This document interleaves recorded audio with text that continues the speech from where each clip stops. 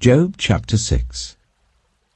Then Job replied, "If only my anguish could be weighed, and all my misery be placed on the scales. It would surely outweigh the sand of the seas. No wonder my words have been impetuous. The arrows of the Almighty are in me, my spirit drinks in their poison. God's terrors are marshalled against me. Does a wild donkey bray when it has grass, or an ox bellow when it has fodder? Is tasteless food eaten without salt, or is there flavor in the sap of the mallow? I refuse to touch it. Such food makes me ill. Oh, that I might have my request, that God would grant what I hope for, that God would be willing to crush me, to let loose his hand and cut off my life. Then I would still have this consolation, my joy in unrelenting pain, that I had not denied the words of the Holy One. What strength do I have, that I should still hope? What prospects, that I should be patient? Do I have the strength of stone? Is my flesh bronze? Do I have any power to help myself, now that success has been driven from me? Anyone who withholds kindness from a friend forsakes the fear of the Almighty. But my brothers are as undependable as intermittent streams, as the streams that overflow when darkened by thawing ice and swollen with melting snow, but that stop flowing in the dry season and in the heat vanish from their channels. Caravans turn aside from their routes. They go off into the wasteland and perish. The caravans of Tema look for water. The travelling merchants of Sheba look in hope. They are distressed because they had been confident. They arrive there only to be disappointed. Now you, too, have proved to be of no help. You see something dreadful and are afraid. Have I ever said, "Give something on my behalf, pay a ransom for me from your wealth, deliver me from the hand of the enemy, rescue me from the clutches of the ruthless"? Teach me, and I will be quiet. Show me where I have been wrong. How painful are honest words. But what do your arguments prove? Do you mean to correct what I say and treat my desperate words as wind? You would even cast lots for the fatherless and barter away your friend. But now be so kind as to look at me. Would I lie to your face? Relent, do not be unjust. Reconsider, for my integrity is at stake. Is there any wickedness on my lips? Can my mouth not discern malice? Job chapter 7. Do not mortals have hard service on earth? Are not their days like those of hired labourers?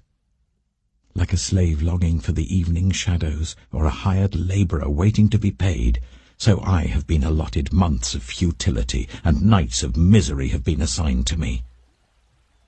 When I lie down, I think, how long before I get up?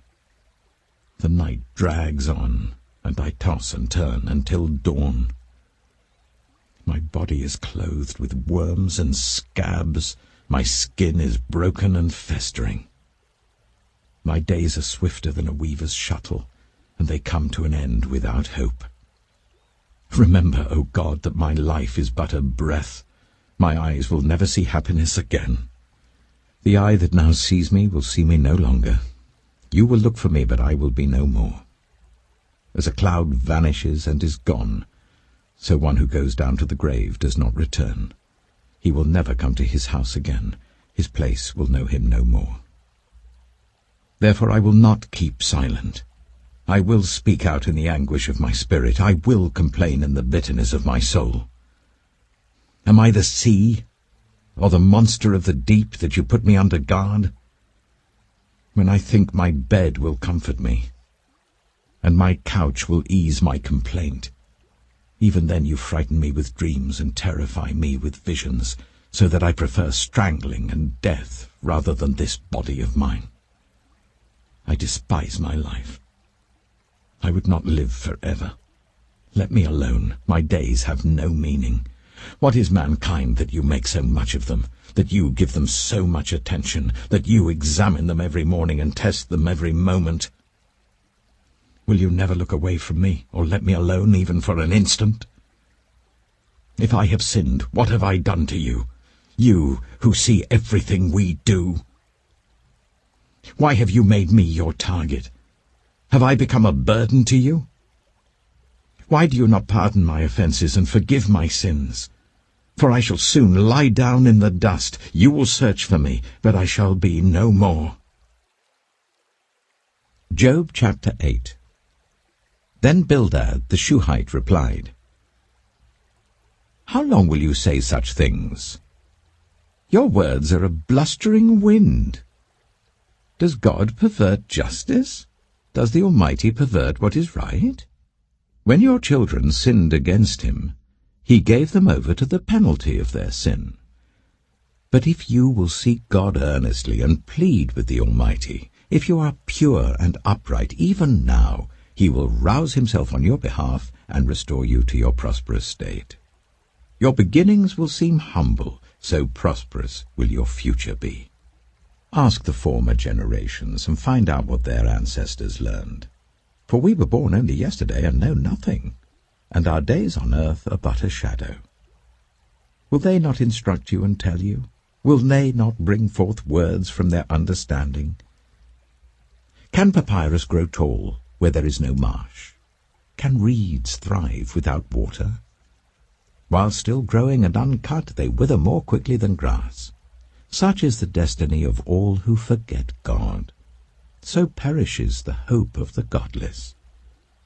What they trust in is fragile. What they rely on is a spider's web.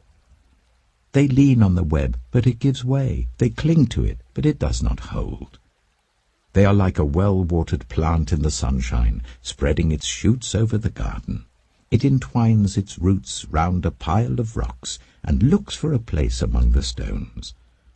But when it is torn from its spot, that place disowns it and says, I never saw you. Surely its life withers away, and from the soil other plants grow. Surely God does not reject one who is blameless, or strengthen the hands of evildoers. He will yet fill your mouth with laughter and your lips with shouts of joy. Your enemies will be clothed in shame, and the tents of the wicked will be no more. Acts chapter 12. It was about this time that King Herod arrested some who belonged to the church, intending to persecute them. He had James, the brother of John, put to death with the sword. When he saw that this met with approval among the Jews, he proceeded to seize Peter also. This happened during the festival of unleavened bread. After arresting him, he put him in prison, handing him over to be guarded by 4 squads of 4 soldiers each. Herod intended to bring him out for public trial after the Passover. So Peter was kept in prison, but the church was earnestly praying to God for him. The night before Herod was to bring him to trial, Peter was sleeping between 2 soldiers bound with 2 chains, and sentries stood guard at the entrance.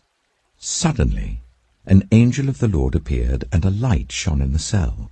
He struck Peter on the side and woke him up. "Quick, get up," he said. And the chains fell off Peter's wrists.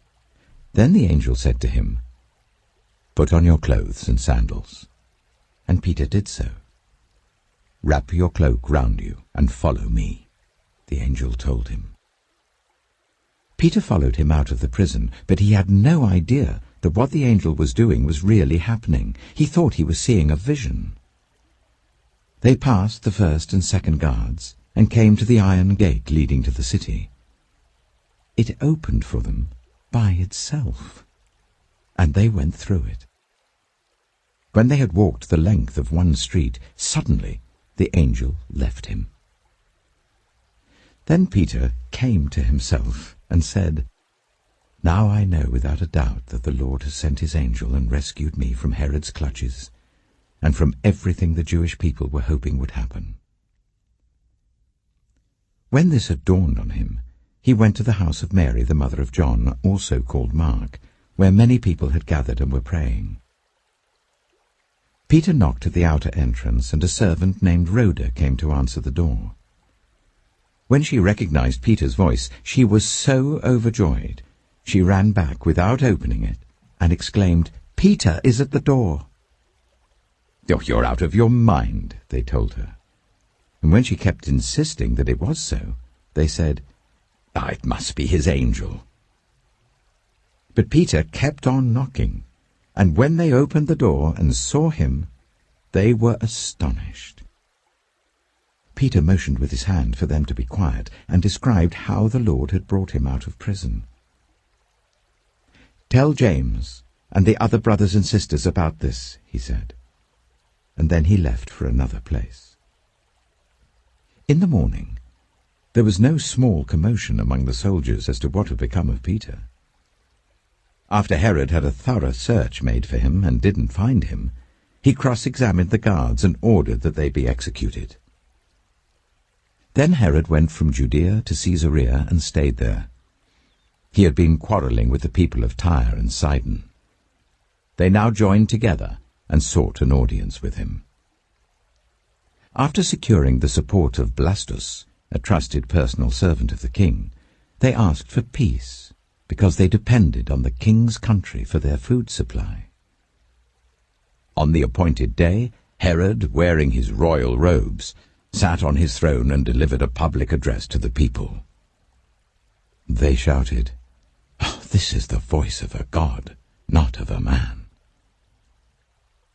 Immediately, because Herod did not give praise to God, an angel of the Lord struck him down, and he was eaten by worms and died.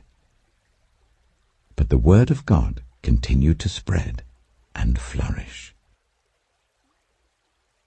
When Barnabas and Saul had finished their mission, they returned from Jerusalem, taking with them John, also called Mark.